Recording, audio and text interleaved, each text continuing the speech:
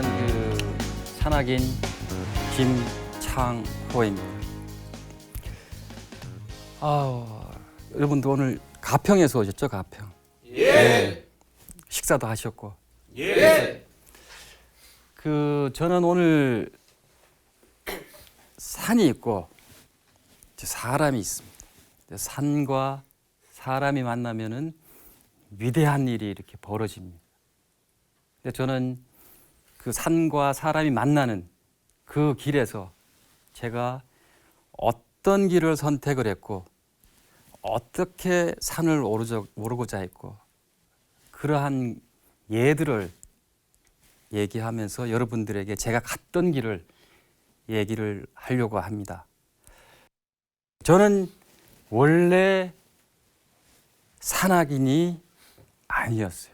그리고 어쩌고 보면은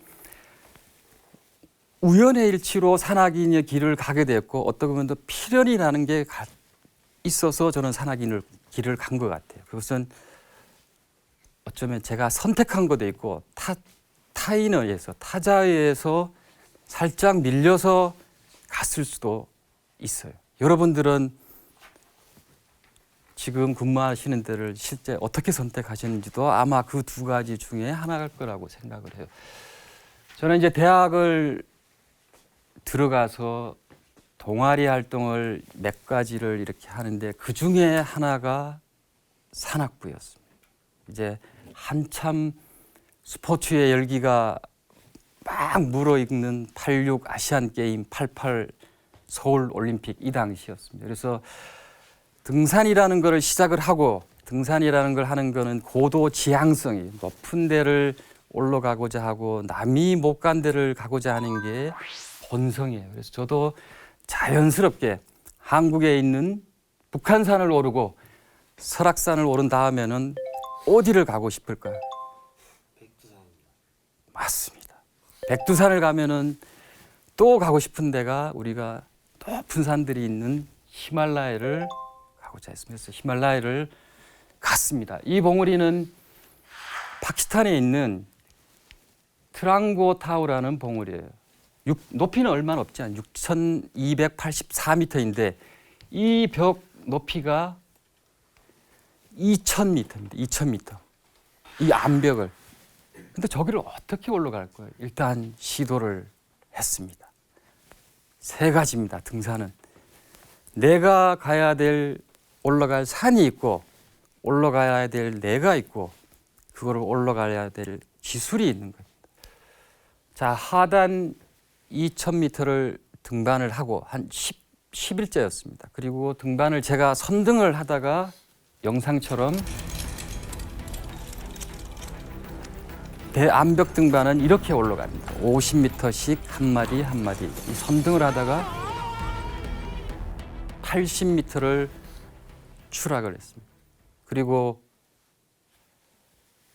깨어서 일어나니까 이 갈비뼈가 2대가 부러졌습니다. 그래서 그때 대원이 우리 같이 동료가 3명이었습니다. 2명이 내려와서 저를 수습을 해서 3일 동안 이제 눈이 왔는데 앉아 있는 겁니다. 이제 저 혼자서는 일어날 수가 없는 몸 상태가 된 거예요. 자, 여기에서 이제 선택이라는 게 나옵니다.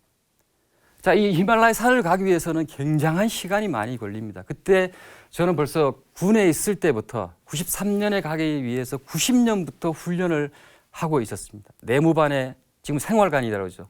가면은 끝나면은 문턱 위를 해서 턱걸이 연습을 하고 휴일날 별도의 훈련을 하고 그 다음에 많은 예산을 가지고 여기를 갔습니다. 큰 돈이 들죠.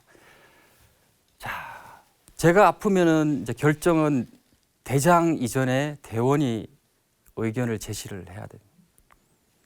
자, 2가지가 있습니다.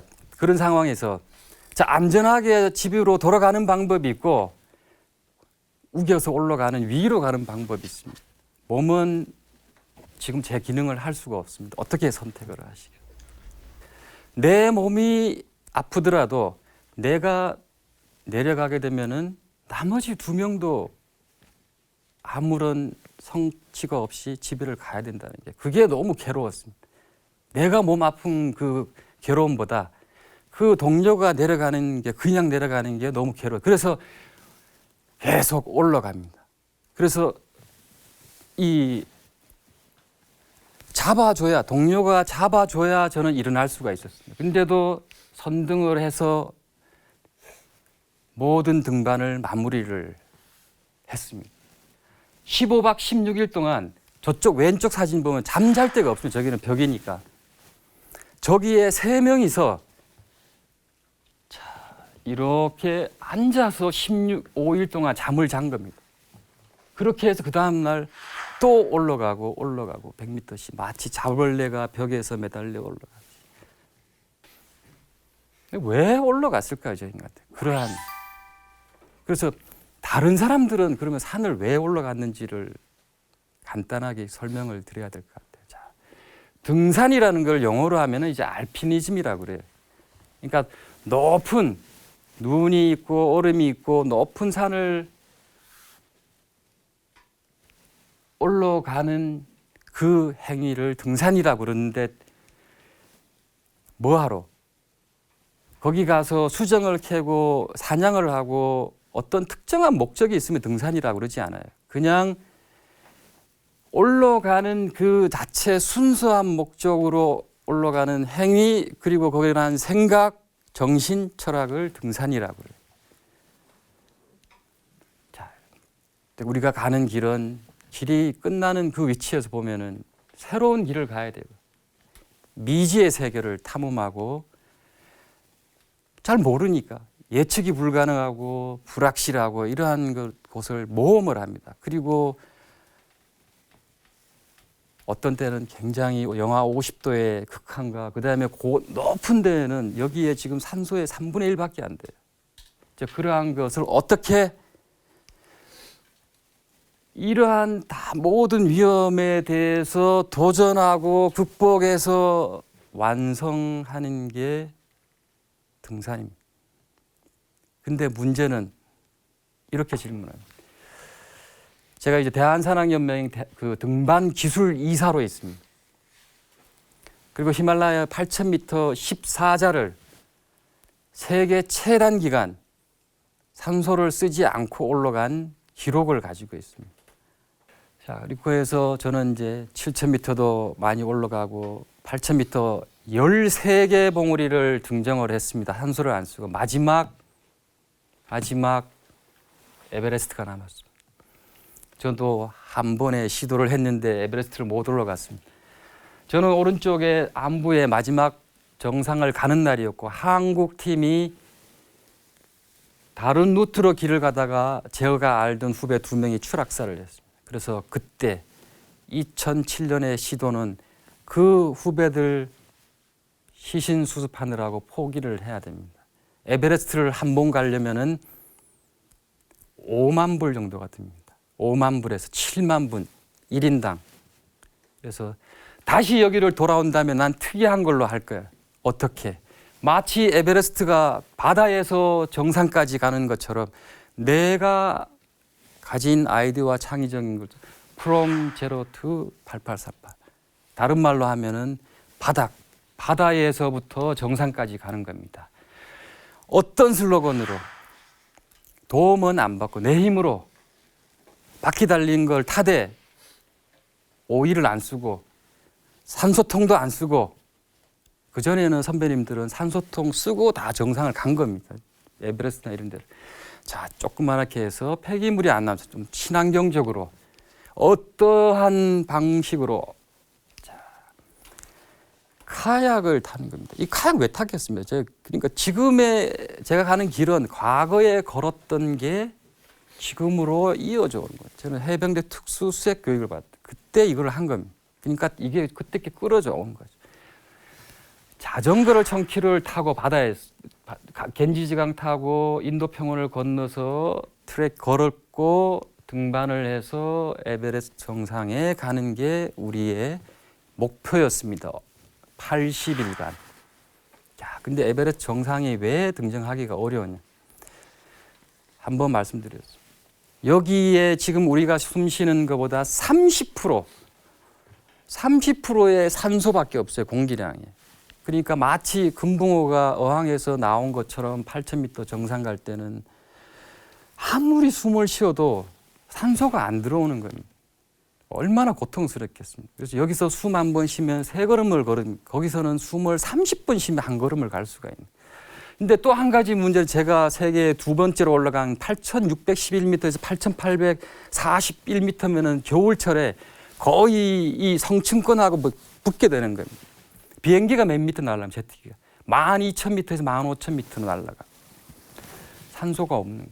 저도 잘 모릅니다. 어떻게 되는지. 자, 그 저와 제 동생 서성호가 시도를 합니다.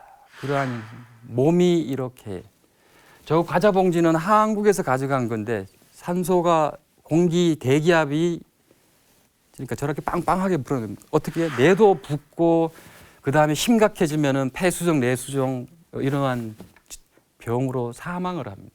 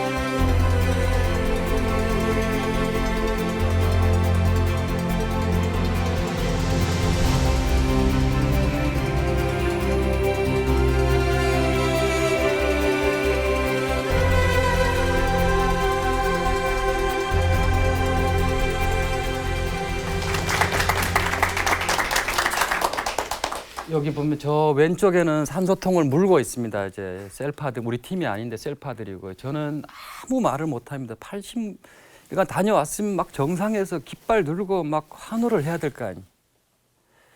근데 아무 말. 저때 느낌이 여기에 좀 더 있으면은 생존하지 못한다는 느낌이 들더라고요. 근데 1시간을 더 있었습니다. 왜? 제 대원이자 동생인 성호가 정상에 와야 됩니다. 정상에 섰습니다. 그리고 내려갔습니다. 근데 성호는 마지막 캠프에 내려오면서 너무나 많이 지치고 산소가 없는 상황에서 내려왔 텐트에 도착을 했습니다. 그러니까 지치니까 옆에 동료가 산소를 써라. 근데 성호가 이렇게 얘기합니다. No, 나는 여기를 온 이유가 산소를 쓰려면은 여기를 안 옵니다. 성호는 8,000m 12개를 올라간 세계적인 산악입니다. 근데 란 친구가 그날 텐트에서 자고 그 다음날 새벽에 가보니까 숨이 끊어집니다. 그냥 자연사한 거예요.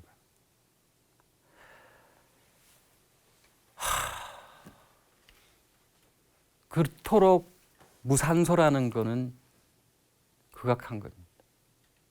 근데 그만큼 목숨을 바칠 가치가 있을까요? 그건 내가 평가하는 게 아니라 본인이 평가하는 거예요. 다른 사람들이 와서 제가 대장입니다. 모든 그러한 것도 대장이 자기의 목숨, 모든 책임을 져야 됩니다. 이렇게 얘기합니다. 왜 산소를 강제적이라도 안 물렸냐? 그러면 살았을 텐데. 두 가지가 있습니다. 물리는 방법이 있고 두드려 패가지고 강제적으로 아니면은 그 사람의 존중하게 됩니다. 동료라는 건 서로를 이해하고 소통하고 존중하는 것이 그 사람이 간 목적이 그건데 내가 어떻게 그걸 강제로 산소를 먹이겠어. 그래서 성호는 에베레스트를 77년 고상돈 선배님이 올라간 그 이후로 한국인으로 처음으로 산소를 쓰지 않고 간 사람이 된 겁니다. 기록은 중요치 않습니다. 기록은 여기 내려왔을 때 누군가가 붙여주는 것이지 우리가 하는 행위는 그 자체에 있는 것. 여러분들도 하나의 자기가 꿈꾸는 이상의 산이 있을 겁니다. 하나의 산이 있을 겁니다.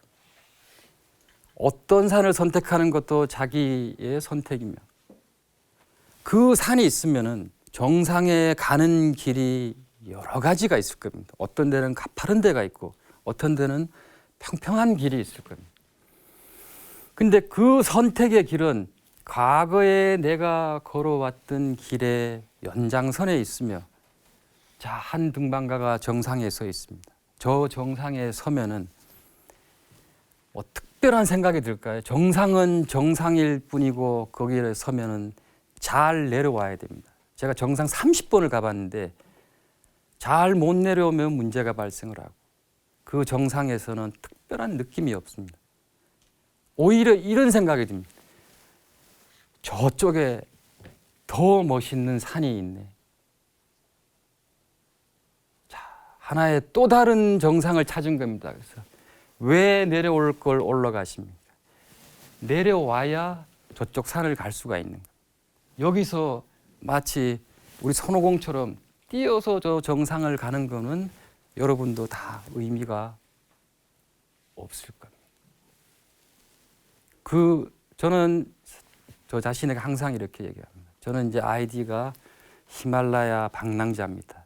제가 어머니가 저를 낳아주신 이후로 제가 주어진 시간과 공간을 다니면서 살아가는 그 방랑의 시간이 저의 삶이라고 생각합니다. 공간과 시간은 절대적인 게 아닙니다. 상대적인 것. 추억과 그다음에 동료와 계급은 다르지만은 이러한 거를 많이 만드시길 빌겠습니다. 예, 오늘 저 강의 마치겠습니다. 예.